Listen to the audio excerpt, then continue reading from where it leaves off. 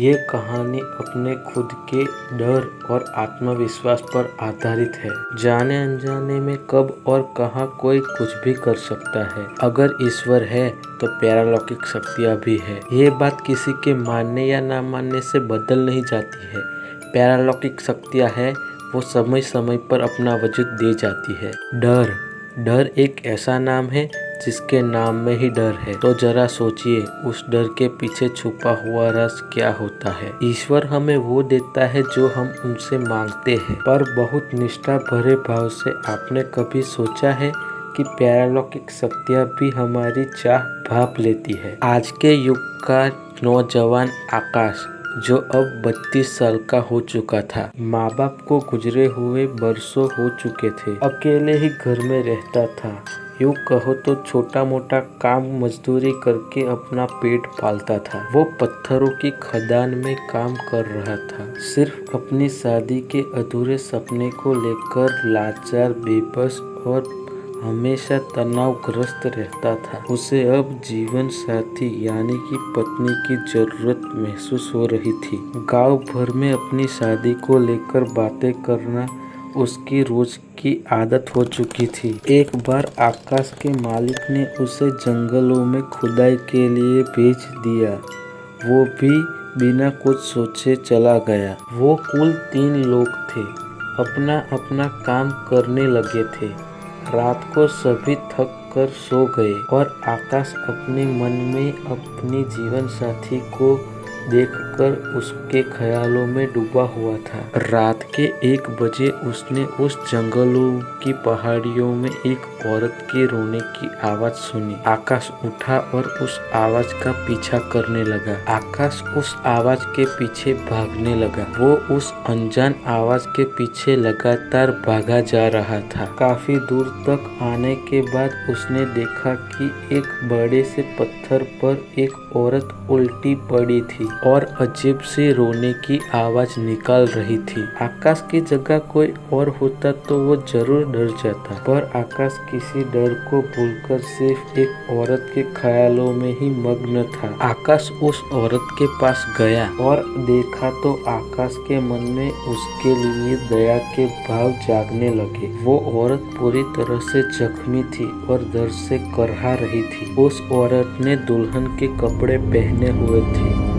और वो कपड़े जगह जगह से फटे हुए थे। काफी जगह से उसे खून भी निकल रहा था। आकाश ने उसे उठाया और एक तालाब के पास ले गया, जहां उसने उसे पानी पिलाया और आराम से लिटा दिया। आकाश उसके साथ ऐसा व्यवहार कर रहा था जैसे कि वो उसकी पत्नी हो। धीरे धीरे आकाश ने उसे अपनी बात बताने को कहा। उसने कहा कि मेरी शादी पासी के एक गांव के लड़के से हुई थी और उस लड़के ने शराब के नशे में मुझे अपने दोस्त को सौंप दिया और वहां उन्होंने मेरी इज्जत लूटने की कोशिश की। मैं किसी तरह वहां से भागते भागते इस पहाड़ी से नीचे गिर गई और बेहोश हो गई। फिर आकाश ने अपने बारे में उस औरत को बताया और उस औरत ने आकाश से पूछा, शादीशुदा हो क्या? आकाश ने कहा, नहीं, किसी लड़की की तलाश में हूँ। फिर उस औरत ने कहा, आज से आपकी तलाश खत्म हुई।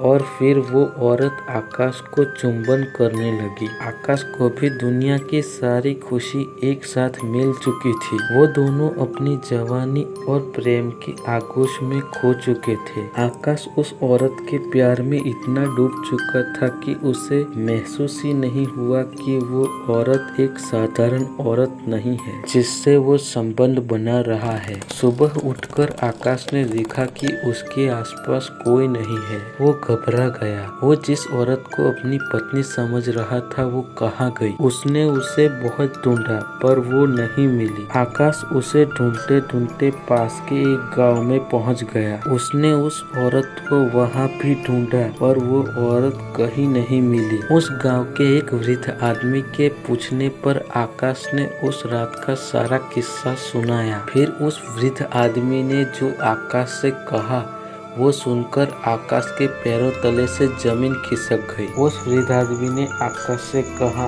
तुम जिस औरत के बारे में बात कर रहे हो उसकी तो करीबन 2 साल पहले ही मौत हो चुकी है और अब वो एक डायन बन चुकी है। उस वृद्ध आदमी की बात सुनकर आकाश वहाँ से जाने लगा तो उस वृद्ध आदमी ने आकाश को कहा, रुको, मैं तुम्हें सारी सच्चाई बताता हूँ। आकाश ने कहा कि ये बुढ़ा पगला गया है, कुछ भी बक रहा है, ऐसा नहीं हो सकता, वो कितनी सुंदर और सयानी औरत है। आकाश ये कहते हुए वहाँ से निकल गया। आकाश को तो फिर उस औरत का प्यार चाहिए था। धीरे धीरे रात होने लगी। आकाश जंगल में उसी जगह पर पहुंच गया जहां पर उसे वो औरत मिली थी। आकाश उसके चले जाने के गम में और उसकी याद में खोया था। तभी वहां पर चम की आवाज आई।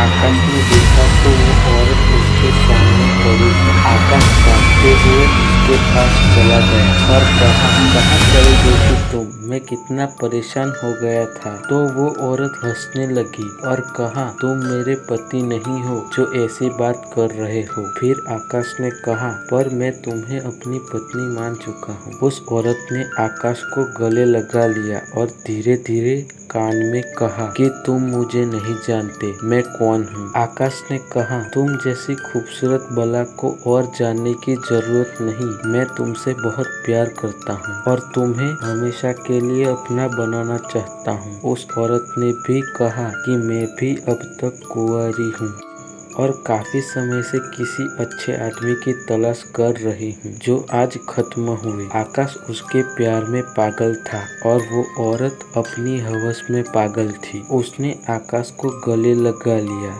उस चांदनी रात में वो दोनों मिलन करने लगे। वो औरत आकाश के साथ अपनी हवस मिटा रही थी। वो औरत अपनी हवस में इस कदर पागल थी कि उसने आकाश को काटना शुरू कर दिया। धीरे धीरे आकाश को एक जगह से काटकर चीरना शुरू कर दिया। आकाश अपने आप को उससे छुड़ाने लगा तो उस औरत ने कहा, मैं तुम्हें नहीं छोड़ूंगी। आकाश अब डर चुका था। धीरे धीरे उस औरत का असली चेहरा आकाश के सामने नजर आ रहा था, जो कि एक सुंदर चेहरे के पीछे एक भयानक डायन थी। उसके मुंह से आकाश का खून और चिपचिपी लार टपक रही थी। आकाश उसे देखकर चीखने लगा और लहूलुहान अपने कपड़े लेकर वहां से भागने लगा। तभी वो डायन एक पेड़ पर उल्टी लटकी हुई दिखी और भयानक आवाजें निकालकर हंस रही थी। आकाश बहुत डर गया था,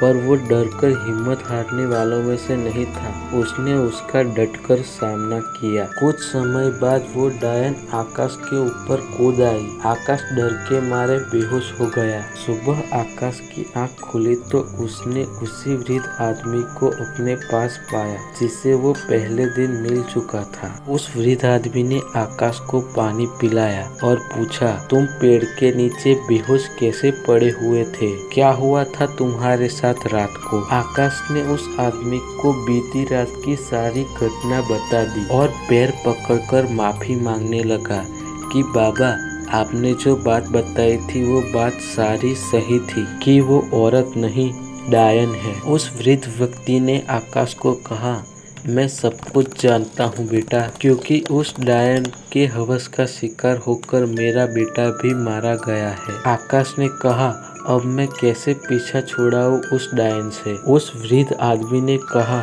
उस डायन से पीछा छुड़ाने का बस एक ही उपाय है और वो उपाय ये है कि उस डायन से शादी करके उसे मारना। आकाश ने कहा, मैं कुछ समझा नहीं बाबा। उस वृद्ध व्यक्ति ने कहा, उसको उसका पति ही मार सकता है और कोई नहीं। तुझे उससे शादी करने के बाद उसे मारना होगा, वो भी दूल्हे के खंजर से। और शादी के बाद उस डायन ने तुम्हें मार दिया तो सारी जिंदगी तुम्हें उसके साथ भटकना होगा, एक प्रेतात्मा बनके। ये सुनकर आकाश की रूह तक कांप उठी। उसने कहा, बाबा, मैं उससे विवाह जरूर करूंगा, क्योंकि मेरा सबसे बड़ा सपना यही है कि मैं किसी लड़की से शादी करूं और इसके साथ मैं उस डायन को किसी और की जिंदगी खराब नहीं करने दूंगा। उस वृद्ध आदमी ने कहा, शायद इसके बाद मेरे बेटे की आत्मा को भी शांति मिल जाएगी। और वो दोनों रात का इंतजार करने लगे। आकाश एक दूल्हे की तरह तैयार हो गया था और वो उस डायन को आवाज लगाने लगा,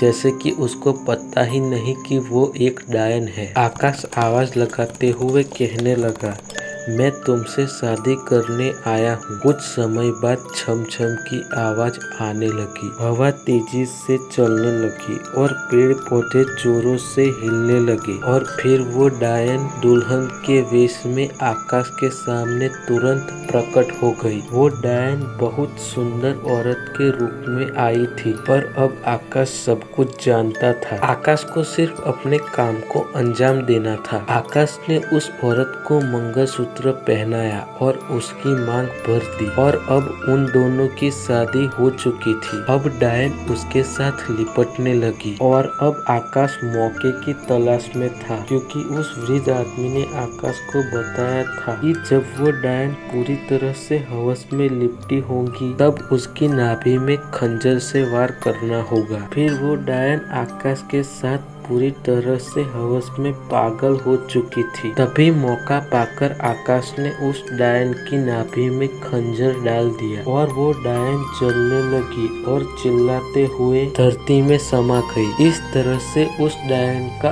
अंत हुआ और आकाश अपने काम पर वापस लौट गया। तो यार ये कहानी यहीं पे खत्म करते हैं। आपको ये कहानी पसंद आई है तो इस वीडियो को लाइक करो और चैनल को सब्सक्राइब करो। मिलते हैं अगले वीडियो में, तब तक के लिए बाय बाय।